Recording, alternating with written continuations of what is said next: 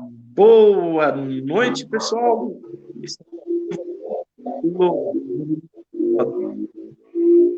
Estamos aqui com o meu amigo Everton Borges e nosso amigo Jefferson. Pessoal, aí se apresentem. Beleza, boa noite, pessoal. Como está? Olá, pessoal, boa noite, tudo bem? Tá com saudade aí, né? Alguns dias da gente se reunir nós três e vamos tocar a bala aí.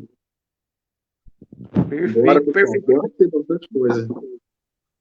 E vamos começar aí com uma notícia triste, que foi a liminar concedida pelo Tribunal de Justiça do Estado de São Paulo, derrubando a lei de reabertura do comércio que tinha passado na Câmara, foi lá para o prefeito quis dar uma de bam, vetou, voltou para a Câmara foi pressionada pelos cidadãos bauruenses, acabou derrubando o veto do prefeito, a lei foi promulgada e poucos dias após a sua promulgação, né, poucos dias após a sua vigência, isso aí, após um recurso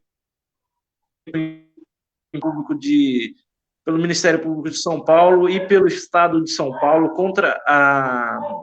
para derrubar essa lei, é uma coisa que passou pela Câmara, que dizem, né, que é a Casa do Povo, uma lei, e de repente o TJ querendo imitar o STF, infelizmente, querendo legislar aí no lugar dos vereadores. Quando os vereadores finalmente tomam uma atitude consideravelmente boa, aí aparece a justiça com a sua faixa vedando os olhos e derruba aí, mais uma vez, fazendo o povo sofrer, né, com essa questão de ter que depender da questão do decreto estadual e de decreto municipal. É uma infelicidade. Passo a bola aqui para o meu amigo Everton começar a tecer seus comentários aí. Opa, vamos lá. É uma decisão muito triste, né? Por causa que nós vemos esse tipo de situação por pessoas que não conhecem a realidade da cidade, não conhecem a realidade da nossa região e simplesmente tomam uma atitude dessa. Tudo me inspira aí, me parece que são medidas eleitoreiras, né? Por causa que quando foi aprovado a lei pela Câmara Municipal, que é o projeto de reabertura do comércio, eu achei muito estranho a colocação do prefeito Clodoaldo Gazeta, que ele informou que não ia recorrer, né, não ia tomar nenhuma medida, e ele acabou citando, né, que ia deixar na mão do governo do Estado de São Paulo ou do Ministério Público. Então, tudo indica que era uma situação que era já meio que premeditada, né? Então, é triste a gente ver esse tipo de situação, por causa que nós que estamos aqui da cidade, aqui da região, a gente sabe o tanto que o comerciante, ele sofre com todas essas medidas. Além do comércio ter ficado fechado todo esse tempo, tem aquela história da preparação, né? O pessoal investe em propaganda, em marketing, em algum tipo de mídia para promover o próprio negócio, para atrair o cliente para voltar às compras, né? E aí, de repente, acaba esse tipo de medida prejudicando. Então, gera uma instabilidade, um desconforto, e aí a gente fica sem saber que medidas tomar, né? O povo fica indeciso. É muito triste. Agora, que nem essa semana mesmo eu estava fazendo algumas visitas em empresas aí de Bauru, até mesmo devido ao meu trabalho, e aí você vê o pessoal comentando, teve uma determinada empresa que o pessoal teve que descartar toda uma leva de panfletos que eles imprimiram na primeira vez que o comércio reabriu, e aí o pessoal estava contando aquele material e voltar às vendas, né, atingir o público-alvo, que era o cliente, e aí esse material foi perdido. Então, além de ter o prejuízo da empresa ficar parada por esse tempo, ter que arcar com custas, né, às vezes de aluguel, água, luz, telefone, pagamento de funcionários, enfim, tem também esse tipo de situação, né, então, às vezes o dono de empresa lá acaba tendo até mais um gasto devido a essa instabilidade aí. Cara, eu tinha ficado feliz hoje, cara, porque eu vi as academias aqui do bairro todas anunciando que iam voltar. Querendo ou não, cara, geralmente você tem aí os vizinhos, que são pessoas que trabalham ali, então dependem disso. Então você tem todo um microsistema e macrosistema que leva, né, na cidade e região que depende disso, cara. E aí, de repente, você vê isso aí, no final da tarde agora, chegou a notícia, cara, tirando a esperança desse povo que algumas já fecharam, algumas no bairro já fecharam, e a maioria não vai aguentar, não tem como, cara. Até voltar, como que as pessoas vão voltar, você entendeu? Desanima, revolta, e, enfim, ceifa a liberdade.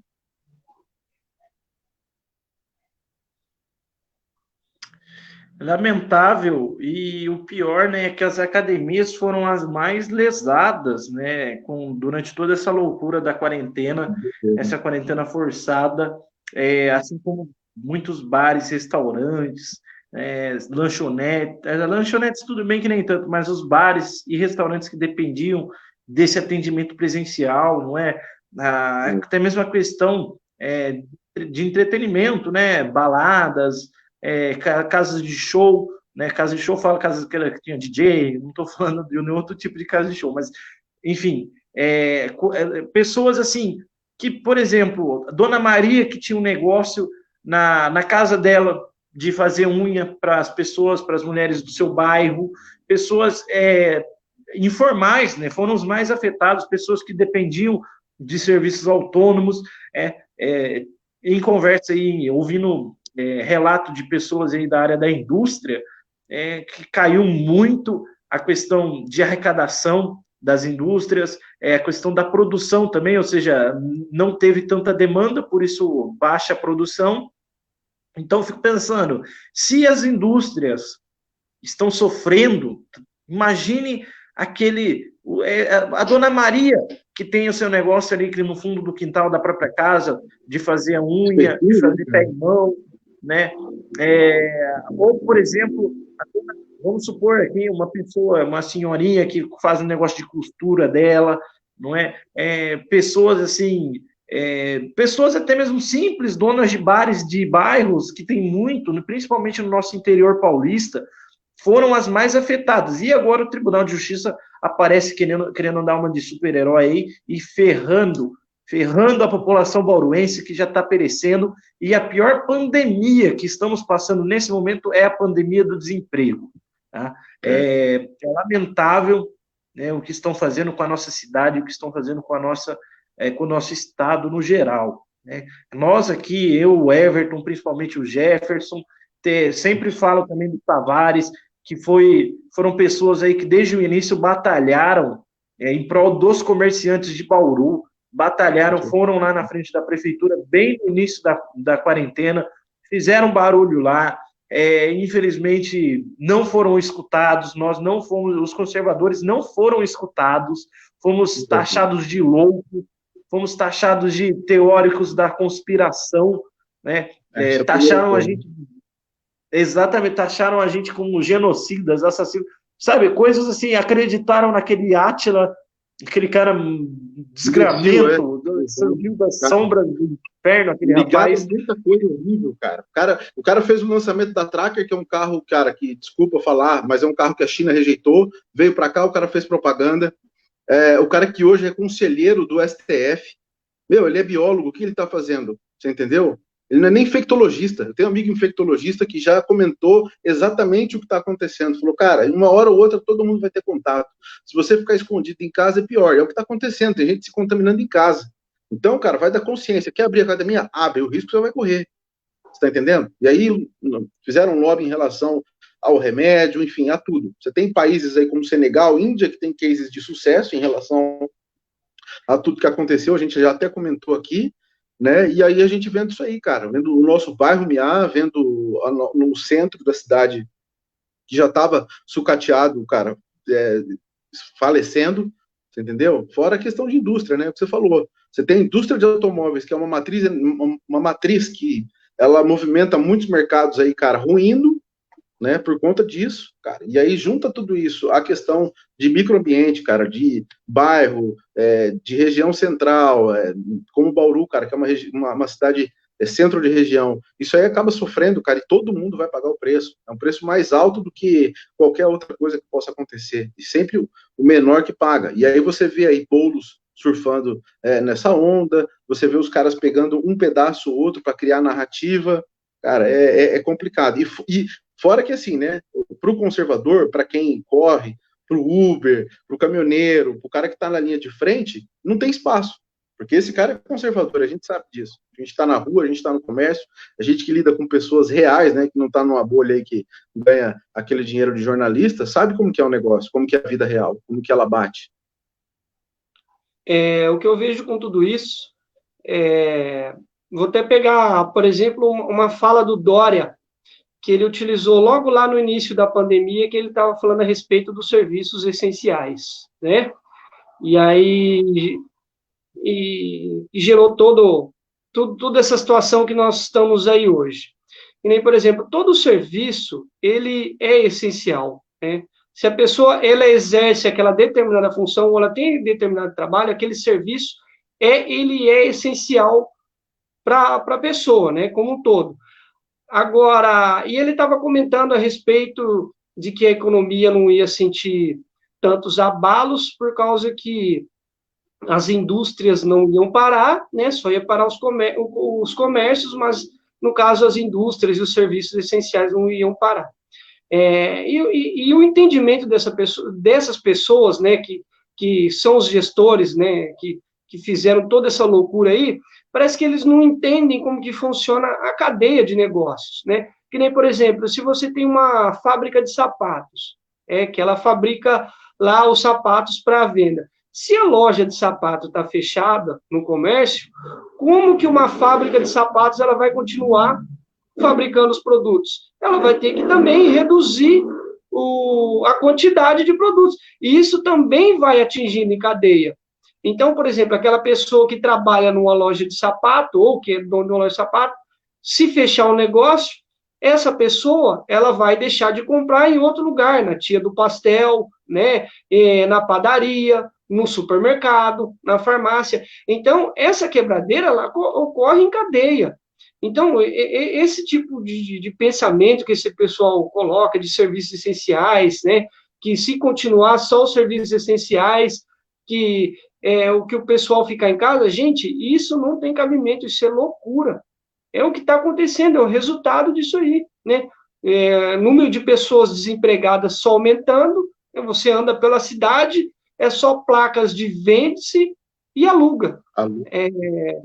E assim, e pegando até na colocação, vou citar também uma fala do Paulo Guedes, que é o pensamento que eu acredito que seria o pensamento ideal, eu acho que para vocês também, né, que é a favor das liberdades individuais. Gente, era só isolar as pessoas com idade de risco e pessoas que têm algum tipo de agravante na saúde, né? Pessoas hipertensas, com diabetes ou qualquer outro tipo de doença que, contraindo o coronavírus, viesse a ter um problema maior aí, né? Fosse mais prejudicial à saúde dela. Agora, as pessoas, né, de menos idade, pessoas com condições de saúde para trabalhar, poderiam voltar a trabalhar normalmente. Tainara, que o Paulo Guedes falou numa fala lá, numa reunião, que tinha alguns ministros, e ele até comentou, olha, eu sou a favor do quê? Se a pessoa quiser usar máscara, ela use, se não quiser, ela não use, é o direito que ela tem, né? A pessoa, se ela quiser sair na rua e sair, se ela quiser em algum bar, supermercado, comprar, loja, é o direito que a pessoa tem. Agora, se a pessoa tem medo de contrair o vírus, a pessoa fica em casa, é um direito que ela tem também, entendeu? Então, esse aí é o posicionamento. Se continuar do jeito que está, fechar de novo, é uma lástima e vai prejudicar ainda mais, vai ficar pior do que está.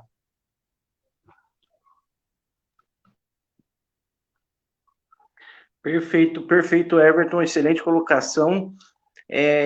Pegando o gancho aí disso tudo que está acontecendo, empresas quebrando, enfim, o TJ querendo derrubar uma lei que passou pela Câmara Municipal, com aqueles argumentos jurídicos tirados do antro, nossa ampla legislação que favorece esses tipos de decisões absurdas. Comentar também a respeito do aumento drástico, um aumento enorme que teve na quantia de roubo e furto de veículos em Bauru. Bauru está querendo destronar o Rio de Janeiro, não é possível um negócio desse, né? Já não basta a gente aturar um prefeito que quer ficar escalando montanha, vereadores que querem dar uma de escoteiro, que ficam acampando em vez de estarem legislando, fiscalizando os gastos públicos sem licitação. Enfim, uma cidade totalmente atípica, né? Estamos aí... Bauru sempre consegue se superar, né? A terra de Pelé, a terra de Maurício de Souza, a terra da Eni, consegue sempre se superar. E o que está acontecendo em Bauru, infelizmente, o aumento da marginalização, o aumento do número de pessoas em situação vulnerável de rua também, é que está fazendo esse efeito dominó, que era previsível, uma coisa que estamos alertando desde o início. Vai acontecer o quê? Esse vírus chinês, esse fechamento totalmente sem nenhuma base científica do comércio em Bauru e de outras atividades econômicas, iria descambar no desemprego em massa que está ocorrendo neste momento. Tem mais gente sendo desempregada agora do que pessoas contraindo o vírus chinês. Então, qual que é a lógica? Não, vamos combater, passou de 100 dias de quarentena. O prefeito não fez nada para realmente melhorar a saúde pública de Bauru. Aliás, nunca fez nada desde o início do mandato desse tal de Gazeta. Gazeta bom para mim era TV Gazeta, só, né? Enfim, quero que vocês comentem aí também essa questão, na visão de vocês, Everton, Jefferson, desse aumento drástico, né, que consequentemente está aumentando o roubo, a violência também está aumentando junto. Passa a bola aí para o Everton começar e depois o nosso amigo Jefferson. Bom, isso aí, vocês podem ver que uma coisa acarreta a outra, né? Quem não se lembra lá no início da pandemia, que houve a soltura de vários presos, né? No estado de São Paulo todo, aqui da região também.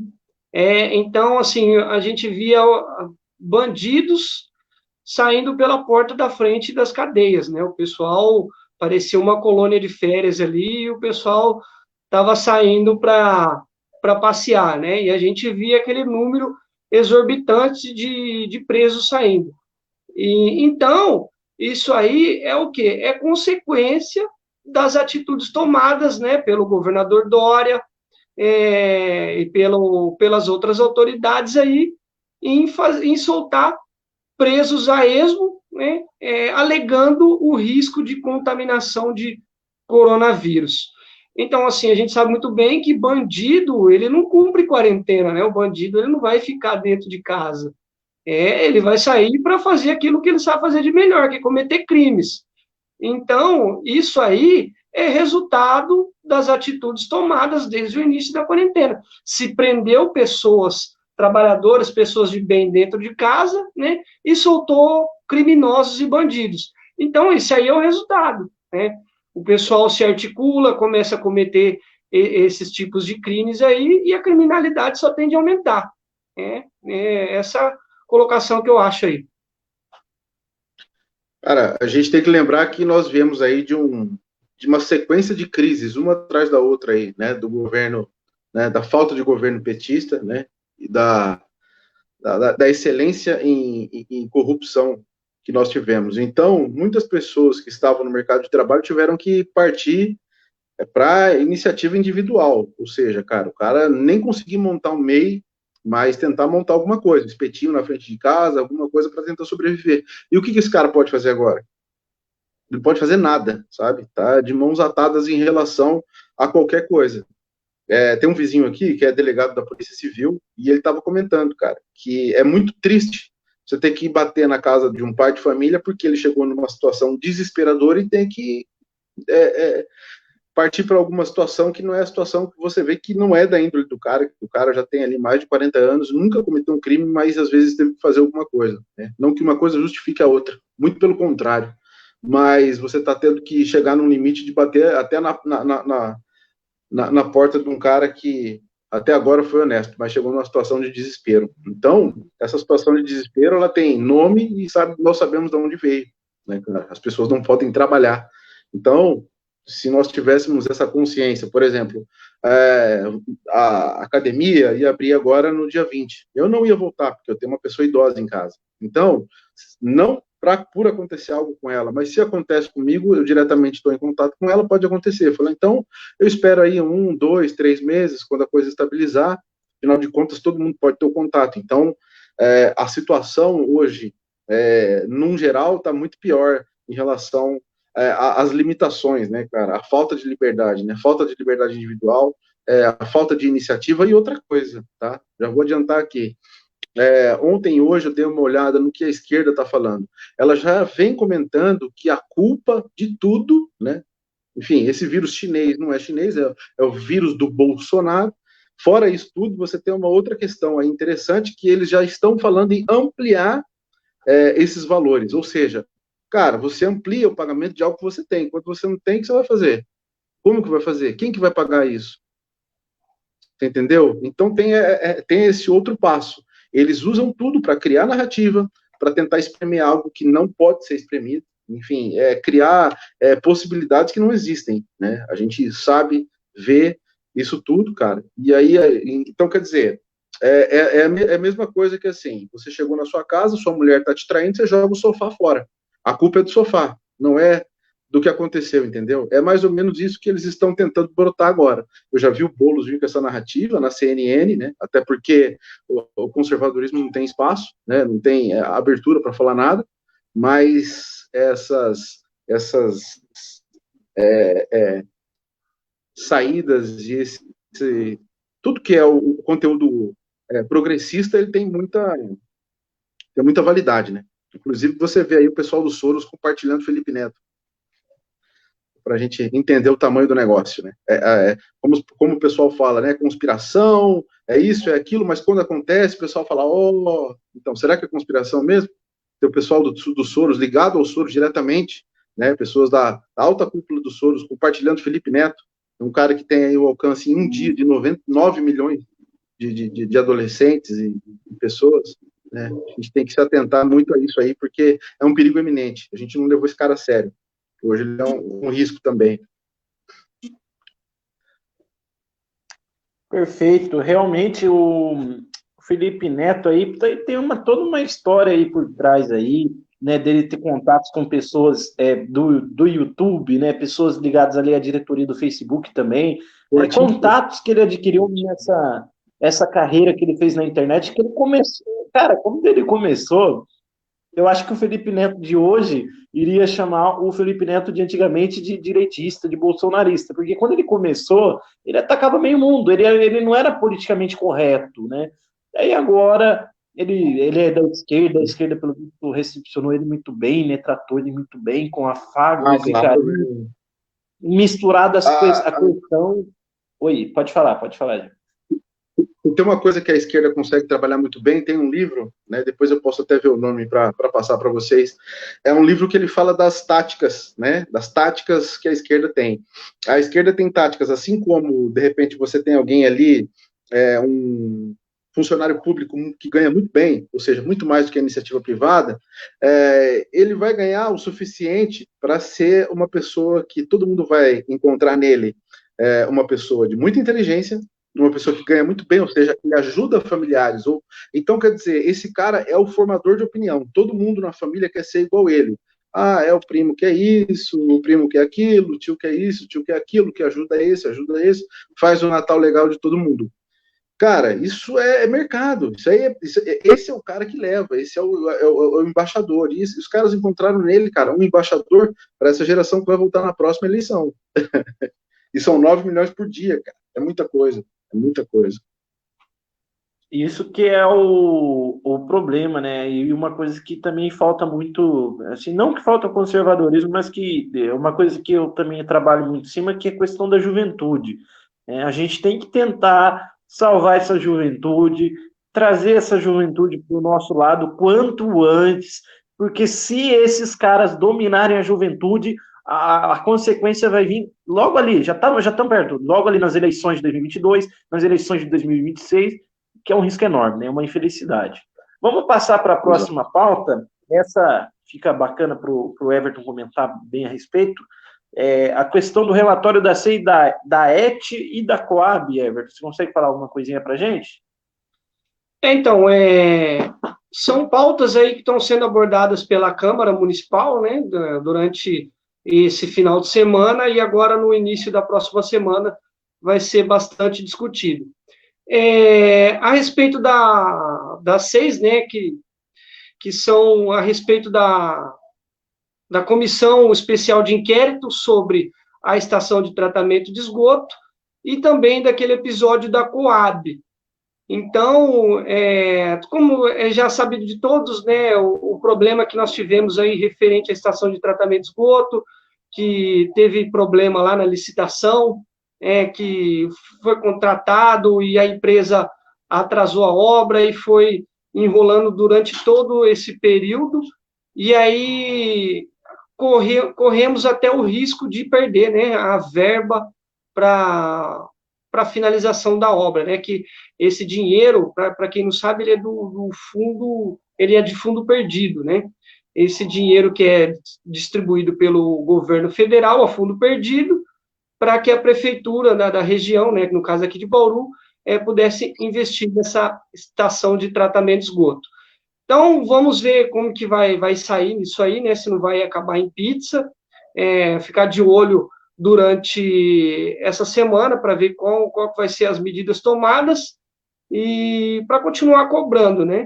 A respeito da Coab também, essa vergonha, provavelmente teremos aí vereadores muito enrolados com isso aí, então a gente tem que ficar de olho para que seja tomadas as medidas e essas comissões continuem tocando para que não acabe em pizza, né? Exatamente. Pode ter seu comentário, Jeff. Depois eu falo no final alguma coisinha.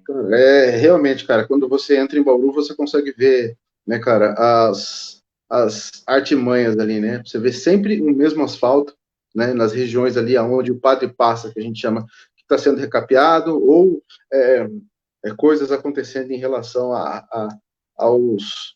São coisas que não são sentidas diretamente, né? Diretamente pelo grande público, né? Então é mais fácil você recapear um asfalto em uma região central que todo mundo vê e falar, nossa, tem algo sendo feito, do que as pessoas tomarem os devidos cuidados e cobrar alguma coisa que realmente faça diferença na saúde, na sanidade aí do cidadão bauruense.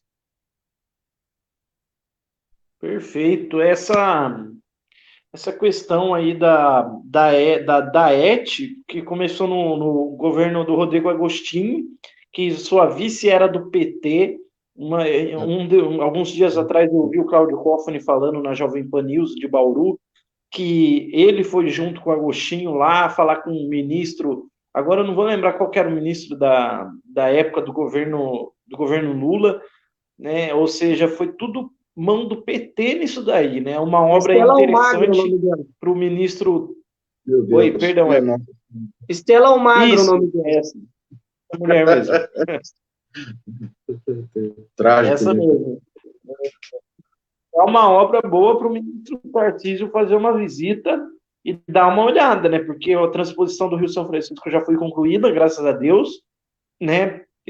Mas isso também é uma obra orçada em dinheiro federal, então é da competência da União fazer vista grossa em cima dessa obra, e principalmente seria legal para a União estar encaminhando documentações, como ocorreu toda a negociação, porque, assim, eu não vou acusar ninguém de nada, não vou fazer nenhum tipo de ilação, mas tem caroço nesse angu. Assim como também a Coab.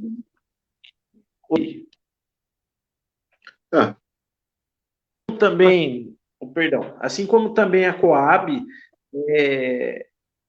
que, na minha opinião, essa CI da Coab, com o relatório do vereador Natalino, da Pousada, né, eu acho que vai acabar em pizza. Aliás, já, da hora que eu vi que era o Natalino o relator, já pensei, vai dar pizza isso, né, é lamentável, e é uma coisa que eu creio que ficará para os próximos vereadores aí estarem fazendo uma análise mais minuciosa, e também a encargo do Ministério Público de São Paulo e do GAECO, né, pegar o que aconteceu aí na Coab, né?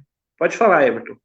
Então, o que é importante nós, cidadãos aqui de Bauru, e pessoas que lutam aí pela cidade melhor, buscando cada vez melhorias, que é o nosso papel, nossa função e de todo munícipe, é ficar de olho em relação a tudo isso, e realmente cobrar da mesma maneira que foi cobrado o projeto de reabertura do comércio de Bauru. Então, assim, o que nós temos que pegar situações dessas como exemplo? Que nem eu lembro do projeto que também estava na relatoria do vereador Natalino para a votação do projeto de reabertura do comércio, em que o pessoal fez pressão nas redes sociais, né? Mandaram o WhatsApp para ele, cobraram ele no Facebook, o pessoal cobrou através de estação de rádio aqui de Bauru, e ele tocou o projeto, né, e mandou para o presidente Segala, da Câmara, por votação. E aí o resultado todo mundo já sabe que foi aprovado. Mas, se a população não pressionasse naquela ocasião, poderia ter enrolado esse projeto aí, né, e não poderia ter nem sido votado. Então, que fique de exemplo. Essa semana que vai entrar, ela é muito importante nós ficarmos atentos à movimentação desse pessoal. Então, e a gente cobrando, né? Que nem está na relatoria do vereador Natalino, a gente cobre posição em relação a isso, né? Que sejam investigados todas as medidas que foram tomadas. Porque, para quem não sabe, né, a respeito da lei de fundo perdido, né, que ela é distribuída, essa verba pelo governo federal, ela é encaminhada para todo município que ela tem que fazer alguma obra, né, de melhoria que ela também não é só no âmbito, no caso, benéfico só para aquela cidade, né, só para aquela região. Ela é no âmbito nacional. E o que seria uma estação de tratamento de esgoto?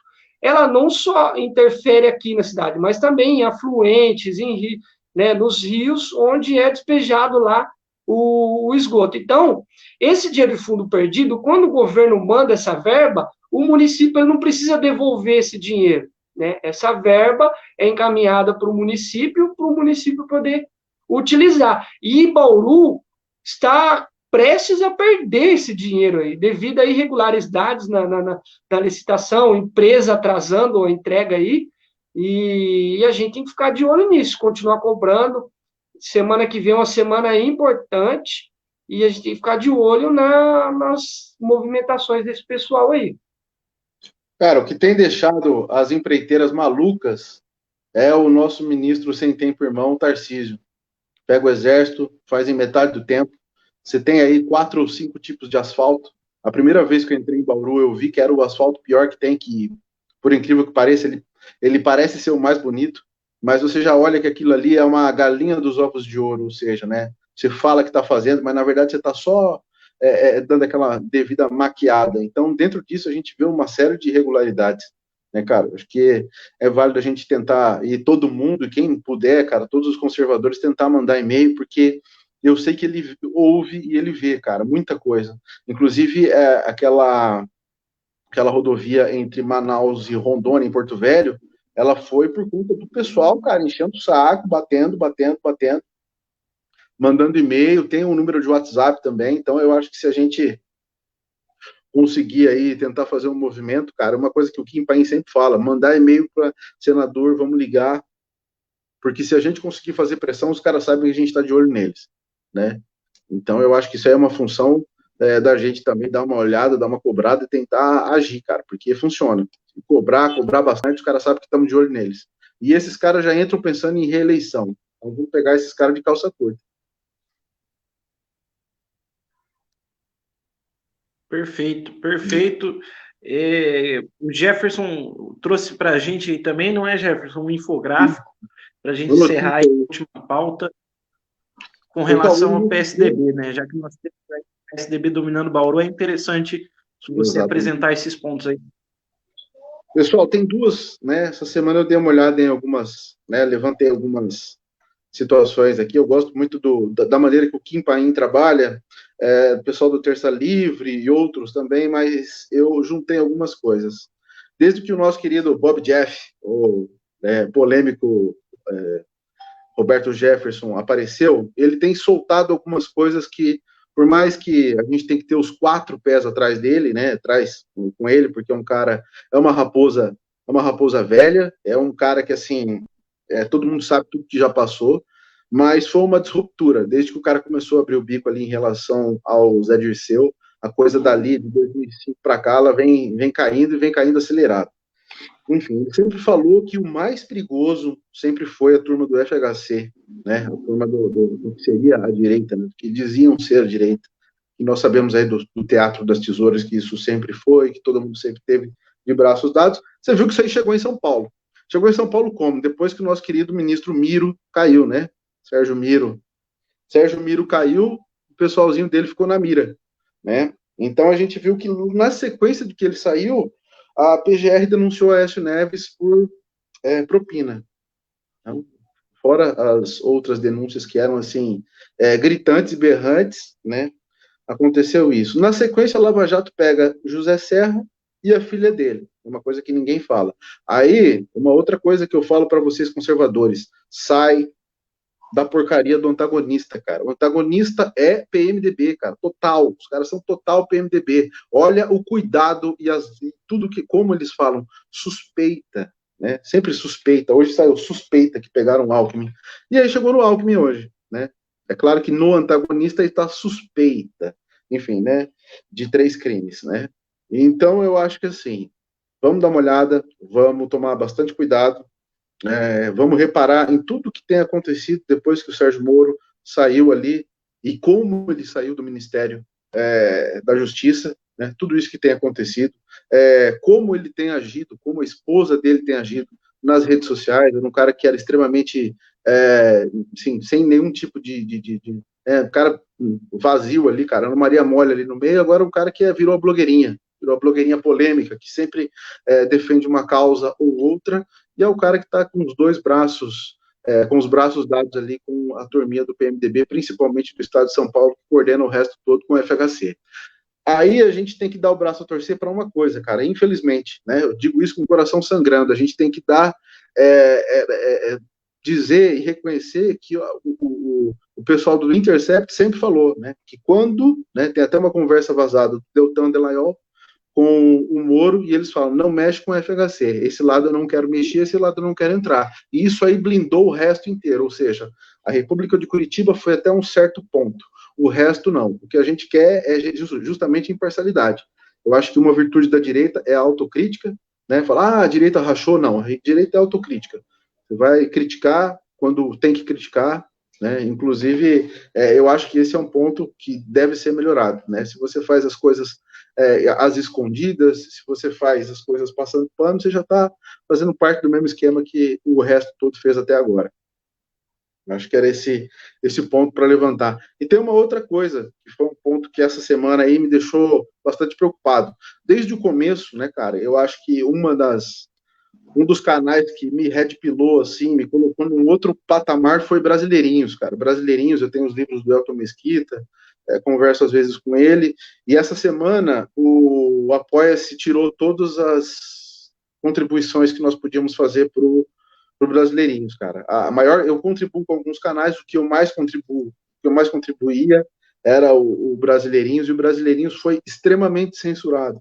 Ou seja, vamos conversar de novo aí, cara, levantar essa pauta que os conservadores estão sendo censurados, né?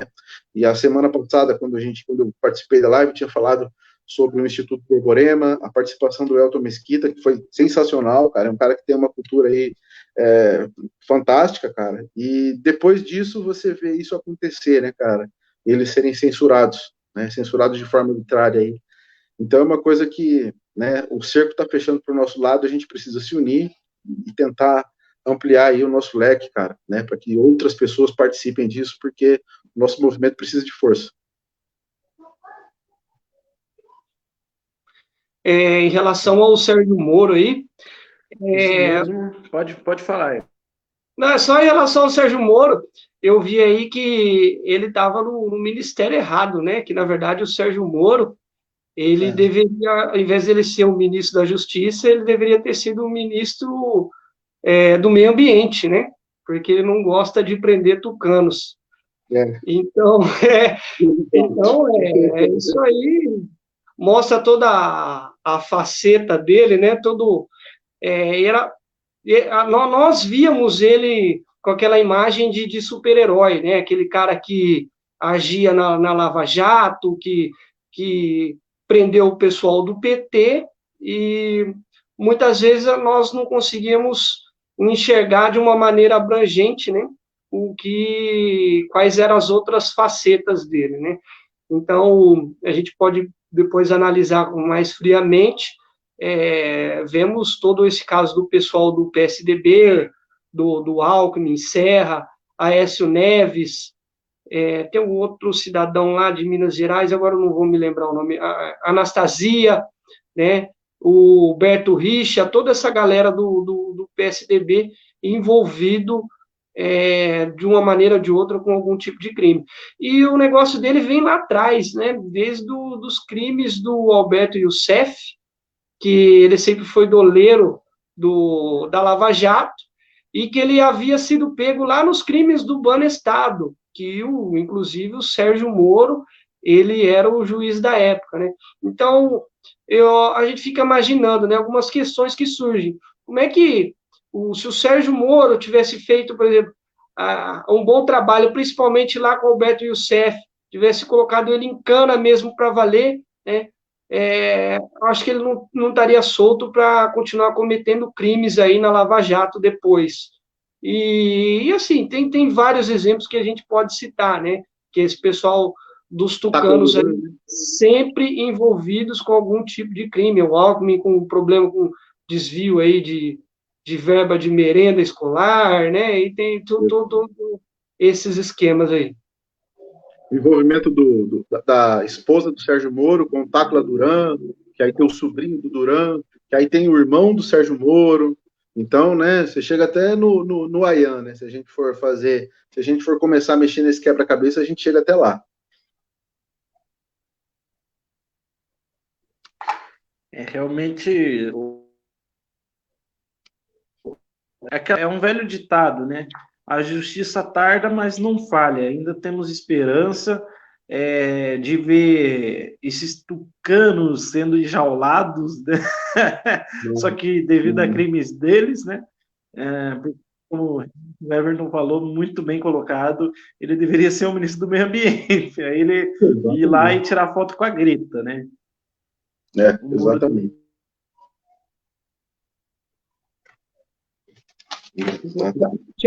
Deveria até ter uma boa relação com... Oi? Não, você tinha dado uma travadinha aí. Travou aqui. Não, deu uma travada aqui, internet é complicado. Se internet no Brasil é complicado, né, cara? É lamentável, né? Mas, enfim, temos que tirar o PSDB o quanto antes do poder. A gente já viu que não dá. O Dória se maquiou em 2018, fez o Bolsodória, enganou 100%, quase que 100%, aliás, 100% de todos que votaram nele, né? Um cara aí que tem negócios na China e que está fazendo a boa vontade do Partido Comunista Chinês, algo lamentável, né? E quer vender o Estado de São Paulo para a China também, né? Vamos vender, né? Passos do que ele quer fazer. Bom, pessoal, estamos chegando em 41 minutos de live já. Vou caminhar para o encerramento, porque senão minha mãe vai ficar brava comigo. Tem que dar um tempo lá também, né? Final de... Enfim, muito bom bate-papo hoje aqui com o Everton, bate-papo com o Jefferson. Você que assistiu até aqui, por favor, curta e compartilhe a nossa live, esse projeto de trazer o conservadorismo para o interior de São Paulo, para Bauru, e principalmente fazer uma alternativa aí entre os meios de comunicação já existentes na cidade, como, por exemplo, tem o JCNet, tem a Jovem Pan News, e agora o Movimento Conservador Bauru aí, com a iniciativa minha, do Jefferson, do Everton, iniciando esse projeto a longo prazo aí, de boletins semanais, para a gente sempre passar a visão conservadora dos fatos, né? Não só ficar ouvindo isentão lá na Jovem Pan News, porque não, tem que ouvir todos, temos que ouvir a CUT, temos que ouvir o PT, é lamentável. Você falou uma coisa muito importante. O pessoal ainda acha que a Jovem Pan é o bastião da direita, o bastião do conservadorismo.